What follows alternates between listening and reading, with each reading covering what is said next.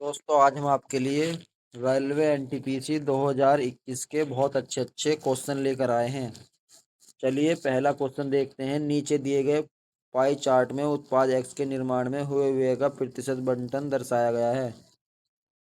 Pie chart के आधार पर नीचे दिए गए प्रश्नों का उत्तर दें। ठीक, इसमें दे रखा है ट्रांसपोर्टेशन पर 9% खर्च हुआ है, डायरेक्ट मटेरियल पर 22%, मैन्युफैक्चरिंग पे 30% और डायरेक्ट लेबर पर 28%, एडवर्टाइजमेंट पे 11% खर्च हुआ है।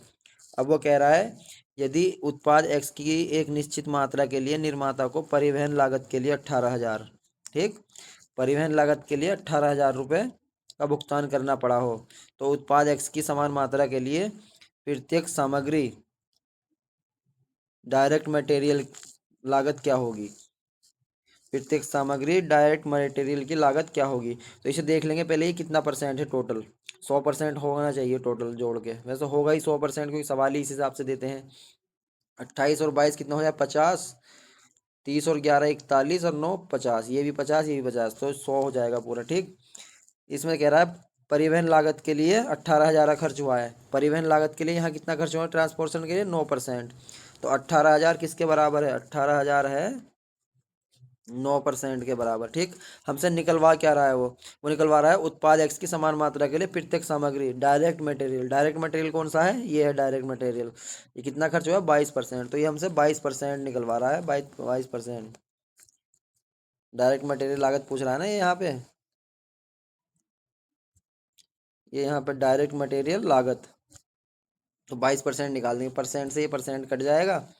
ये 9 से 9 दूनी 18, 2,000, 22 दूनी 44,000, 44,000 रुपए, यही हमारा आंसर आ जाएगा। डायरेक्ट मटेरियल पर 44,000 रुपए का खर्च हुआ है। ऑप्शन नंबर दो आंसर हो जाएगा। अगला क्वेश्चन देखते हैं, ये भी बहुत बेहतरीन क्वेश्चन है।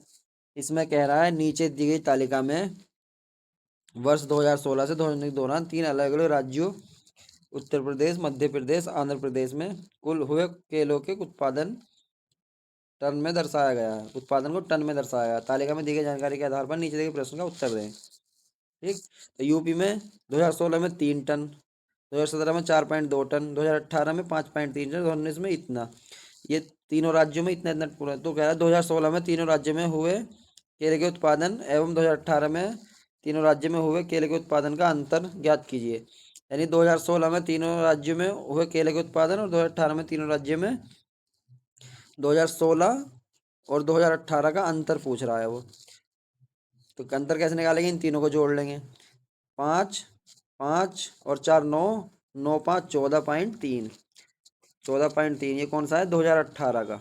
ठीक, और 2016 का कितना आ जाएगा यहाँ जोड़, 5 3 8 4 12.1, 2016 का आ जाएगा 12.1, घटा देंगे इसमें से कितना बचेगा, 3 में से 2 गया, 3 में से 1 गया 2, एक पॉइंट लग जाएगा। 14 में से 4 में से 2 गया 2, 2.2 टन, 2.2 टन का इनमें अंतर है 2018 में और 2016 में। ऑप्शन नंबर 4 नंबर दे रखा है, यही हमारा आंसर हो जाएगा। तो दोस्तों कैसा लगा सवाल, बहुत बेहतरीन सवाल है। ऐसे सवाल रेलवे एग्जाम में ज़्यादातर पूछे जाते हैं।